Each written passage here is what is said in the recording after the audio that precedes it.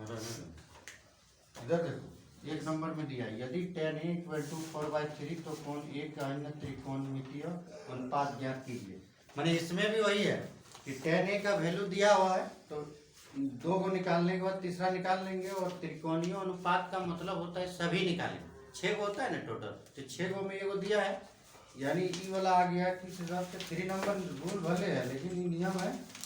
5 number ये, तो 5 number जो बनाए अभी अभी वही वाला, तो एगो निकाल के पांचों निकालना है। सबसे पहले एक फिगर दिया है tan A का, क्या दिया है फॉर्मूला लिखो तो पहले, tan A इक्वल टू 4/3 है ना, तो फिगर इसका किस तरह होगा, ए दिया है तो मैंने बताया था ना कि एक 90 डिग्री का होगा, और इस तरह आधार और इधर ऊंचाई शीर्षलंब जिसको बोलते हैं, और ये लंब हुआ, यानी यहाँ पर ये होगा, यहाँ ये जब रहेगा तो यहाँ पर ये होगा, अगर यहाँ बी रहेगा तो यहाँ बी तो यहाँ नहीं रहेगा, बी तो संपूर्ण में आता है ज़्यादातर, अगर रहता है तो यहाँ बी होगा, यहाँ यदि सी है तो यहाँ सी रहेगा, ठीक है। तो ए बी शायद संपूर्ण बोला है क्या, नहीं कुछ नहीं बोला, बी यही कर देती, ए बी सी ये हो गया आपका समकोण, ठीक है। tan A बराबर क्या होता है फॉर्मूला, इस एक्सरसाइज का बिना फॉर्मूला का बना ही नहीं सकते, ठीक है, सब इजी है। क्या होता है p बाय बी, यानी p का वैल्यू कितना आ गया 4 और b का वैल्यू 3, तो क्या नहीं है h निकालना है, इधर वाला को p बोलते हैं, इधर वाला को b और इधर वाला को h, ठीक है। तो इस बार h नहीं है ना b दिया है आपका 3,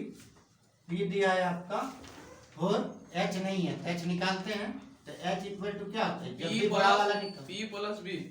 कहने का मतलब है जब भी बड़ा साइड वाला निकालेंगे तो दोनों को रूट ओवर देके प्लस करेंगे फॉर्मूला में, ठीक है। और जब भी p निकालते हैं या b निकालते हैं तो बड़ा वाला को छोटा वाला से घटाते हैं, याद रखना, बड़ा वाला निकालेंगे तो प्लस करेंगे, और दोनों छोटा वाला निकालेंगे तो माइनस करेंगे, बड़ा से छोटा को माइनस करेंगे, यानी h इक्वल टू आपका हो गया रूट ओवर p स्क्वायर, इसमें प्लस होगा p square plus b square, और रूट ओवर p का वैल्यू आपका है 4 का स्क्वायर और b का वैल्यू आपका है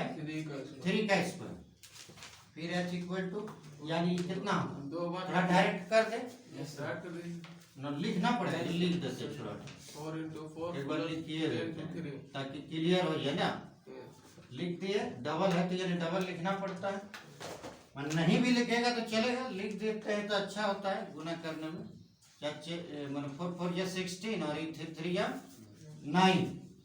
यानी आप टोटल जोड़ोगे कितना होगा रूट ओवर 25, इसको रूट निकालना होगा तो क्या होगा 5 into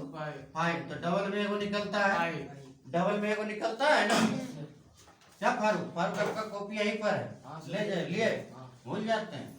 और इतना बिजी, यानी आपका p मिल गया, b मिल गया और h मिल गया। इसका मतलब क्या है कि हमको जब ये तीनों मिल जाता है, आप कुछ भी निकालने देगा हम आराम से बना लेंगे, ठीक है। तो त्रिकोणमिति मतलब एगो छोड़ के और 5 को निकालना, तो इधर चलते हैं,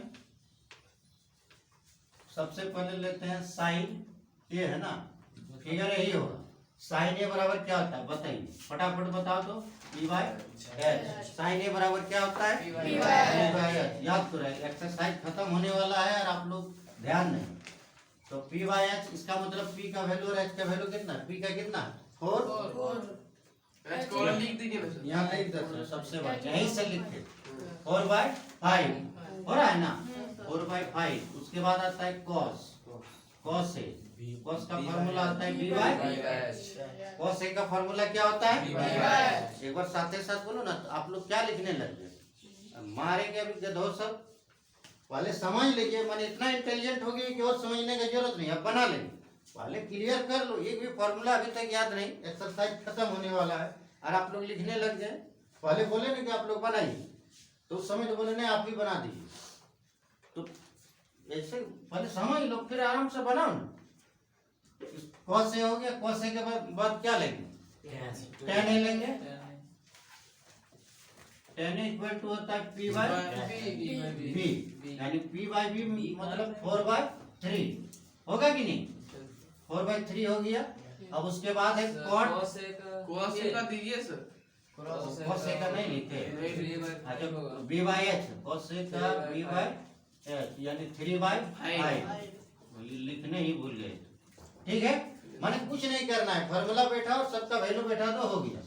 अब cot A का फार्मूला इसको उल्टा आता है tan A का उल्टा आता है यानी b by p b का वैल्यू वही 3/4 माने उसका उल्टा होता है हो गया cot A के बाद बचा कौन है यहाँ तो सर तो tan A दिया हुआ tan A तो दिया हुआ तो tan A लिखने का जरूरत नहीं जो दिया है उसको लिखने का जरूरत नहीं आपका क्या क्या छूट रहा है साइन हो गया cos A हो गया cot A हो गया sec है सर सेक और कोसेक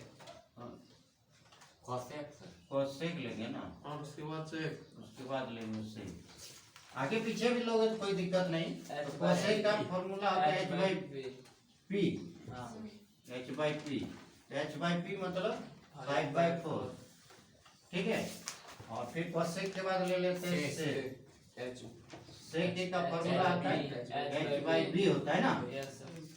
h by b इसका फॉर्मूला कितना हो गया h हो गया 5 और b हो गया 3 5/3 मतलब त्रिकोणीय अनुपात का कहने का मतलब है कि जो दिया है उसको छोड़ के बाकी सब निकलना है टोटल 6 गो है 6 गो में एगो दिया हुआ तो इसको छोड़ देना है और बाकी 5 गो का लिखना है यही आंसर मिलाएगा आंसर देखिए sin A बराबर 4/5 है और cos A का होता है 3/5 फिर अगला दिया है cot A का 3/4 और cosec A का होता है 5/4 ठीक है और sec A का होता है 5/3 ठीक है ये सारा कंप्लीट क्या हुआ आंसर है ठीक है